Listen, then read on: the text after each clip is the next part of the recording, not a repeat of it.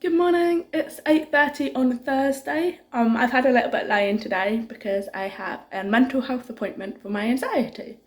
So I have counselling sessions once a week just to help my anxiety, because at the end of the day, even though I'm a medical student, I'm still a human myself. So I still need a little bit of extra support, just as lots of other people do in a medical school. Even though we're training to be doctors, sometimes we need to be the patients and we need the doctors to come and help us too. But there is lots of support at the university for people's mental health, which is really, really important. So for example, we have student advice. So let's say you've had something come up in your life and you might need a little bit of help with an assignment that you've got going on, or you might need a little bit of extra time to write an essay. They're really good being a listening ear and trying to help you sort out what you've got going on at the moment. We also have the disability and dyslexia team. So if you have a more chronic condition, they might be able to help provide some adjustments for that, such as if you have dyslexia and you take maybe a little bit of extra time reading, you might be able to get some extra time during your exams and during your assignments, just to make it a little bit fairer for you. We also have occupational health, who provide more sort of support and advice as to working actually in the hospital itself. So that's where I got my clear face mask from, to help me with my hearing loss. We have the university's counselling team, who are there to kind of provide counselling support if you need them. And we also obviously have the lecturers and fellow students who are always there to help and be supportive. But we also have a society, which I'm part of this year, called Tea with Tarina. And they're a society who is basically run by students to provide empathy for other students. So whilst we all have our unique situations, quite a lot of the time we might be getting a little bit stressed about exams or assignments we've got coming up. So it's nice to be able to talk to people who are either currently going through it or people who maybe have been through it in previous years. So given BSMS is quite a small medical school, it basically means that all of the years really know each other really well, and we all kind of, we get along, we know who to go and ask if you've got a question. So with the society, we try and run drop-in sessions for people to come to where we can ask questions about how their year works. We also run maybe some dog therapy sessions, so try and get dogs in from a local charity to come into the university, so students can just spend 10 minutes just hugging a dog or just talking to a dog, which is actually much more powerful than it might sound on paper. But yeah, essentially it's just a way to be able to connect with other people when you need a bit of support and just have someone there to listen to you. And sometimes just being able to get things off your chest, or to just have just someone to maybe just answer some simple questions, can just make life a whole lot easier. So yeah, so that's what my morning's going to be. And then the rest of this morning I'm going to be working on my portfolio. So essentially our portfolio is our log that we have to do in 5th year, to basically say what we've been learning each day, what we've been up to, and if there's anything that we kind of maybe need to do in order to make sure we get all the learning points that we need.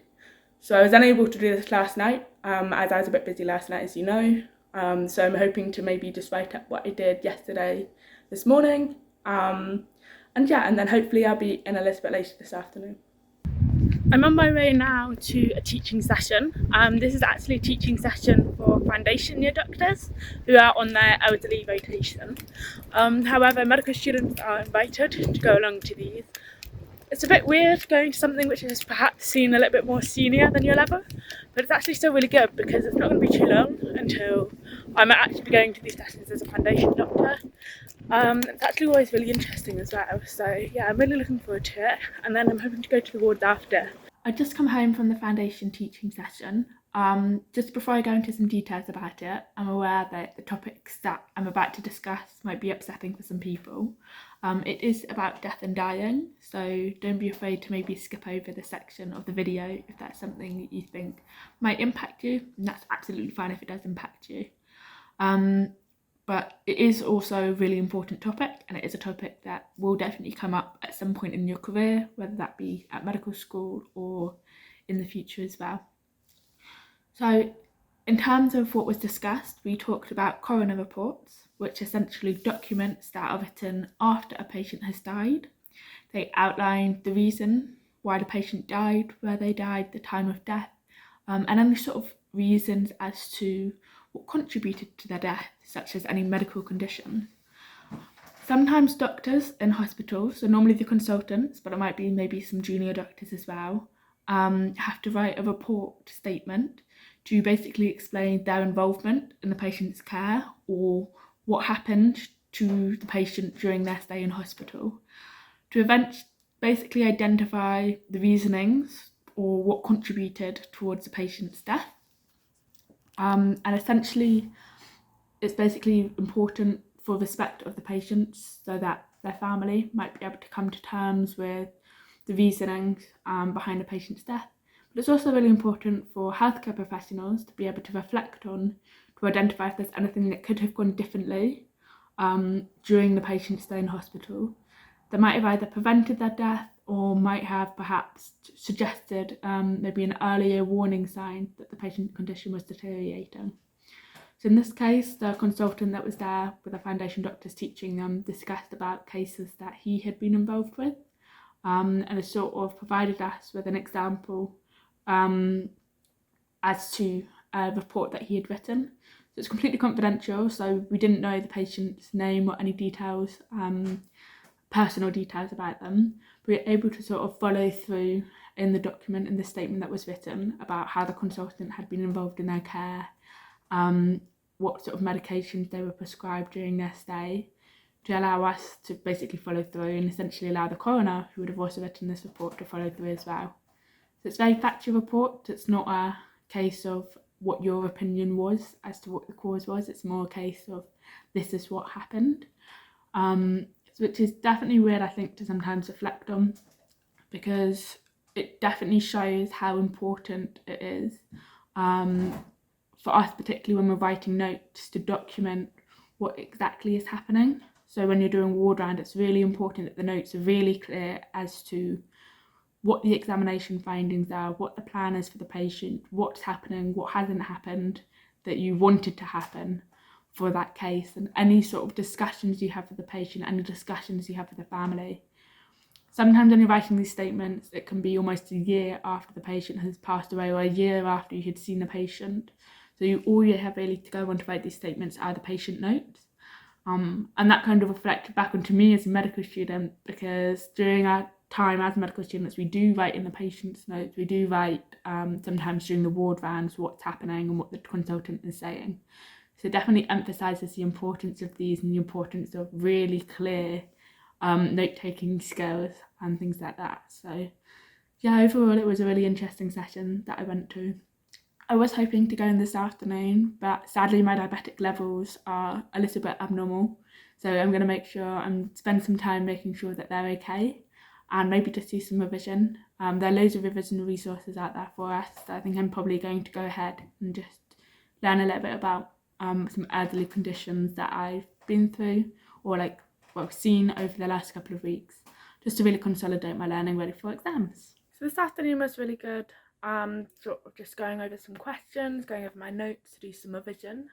Always really important that we do revision throughout our sort of time during the year, rather than leaving it all to the end when we have our exams, as there is quite a lot we need to learn. This evening I've got work, so every Thursday evening I work 3 hours at a company called Parable Dance, and they're an inclusive dance company for youths and adults. Basically just teaching dance, but for me it's actually the highlight of my week, as it's a really good time for me to do a bit of physical activity, meet loads of new people, and it's so much fun.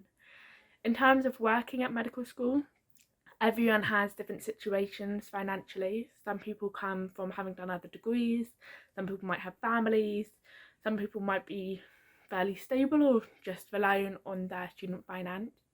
During my first couple of years at medical school, I only worked in the summer holidays, so I worked at children's camps.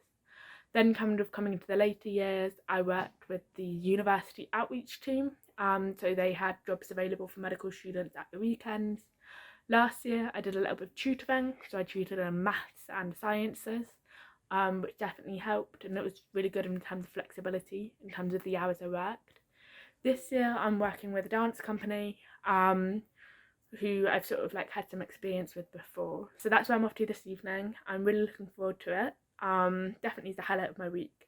and hopefully I'll also be able to show you maybe a couple of videos from around Brighton Town Centre as well, so you guys can see what it looks like.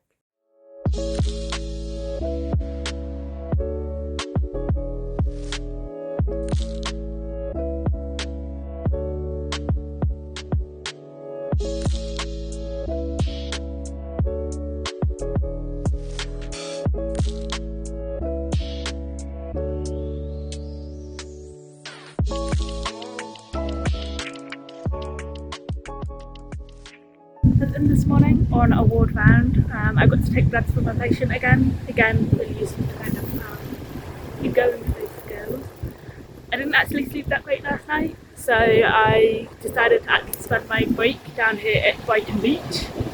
It's actually a really lovely beach. It goes on for ages, but it's so close to the hospital, it's only about a 5-minute walk, and it's really just nice and peaceful. So I really like coming here just to sort of escape the chaos that you might sometimes have doing medicine, to spend a bit of time watching the waves. But there's lots of different activities and things you can do here. There's like a spa behind me, they have little huts, like a steaming room. You've got volleyball courts down here.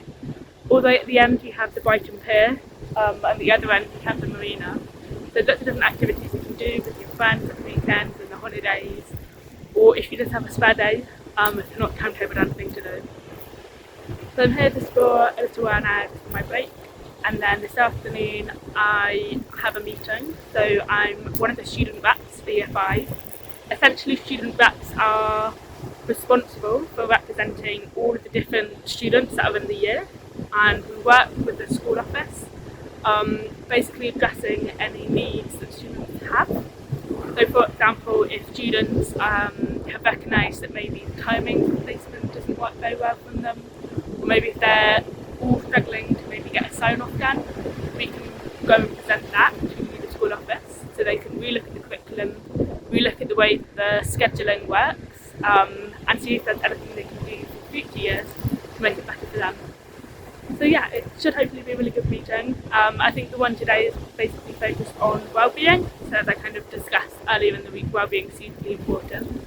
So we're looking for new ways in order to support students with their mental health. So it's actually something I'm really passionate about. So I'm sure it'll be a really good meeting, and yeah, it should be a good day. The meeting this afternoon went really well. So it was a mixture of students, people from the school office, some lecturers and student advice team as well, and we basically discussed different wellbeing projects and ideas that can maybe be implemented in order to improve the overall student experience at BSMS.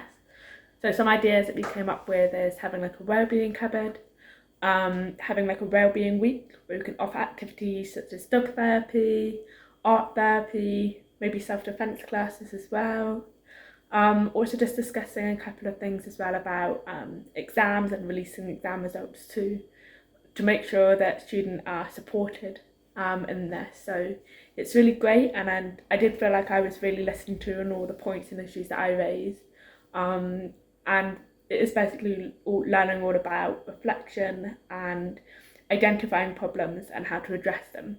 And this is something that we'll be doing as doctors as well. So when we're doctors we have to do something called an audit, which is essentially recognising that something in the system isn't quite right, maybe doing some analysis to see how it's impacting patient care, suggesting something that could be done to improve it, implementing that, and then again reflecting to see if any changes have been made since you've been able to implement whatever idea it is that you had. So yeah, it was really good. And then this evening I'm revising by attending a lecture called PSA. The PSA is a national exam that all students in their final years do, called a Prescribing Safety Awareness exam.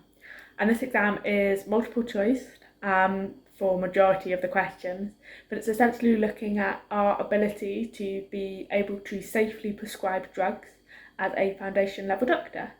So it's a really important exam that we do have coming up at the beginning of February. And the revision sessions that I've been attending for these have been really super helpful in identifying the kind of questions that might be coming up. So yeah, I'm really looking forward to kind of attending that and having a good evening. So that's it. That's a week in the life of a 5th year medical student at Brighton and Sussex Medical School. Thank you guys so much for watching, and yeah, hope you enjoyed it.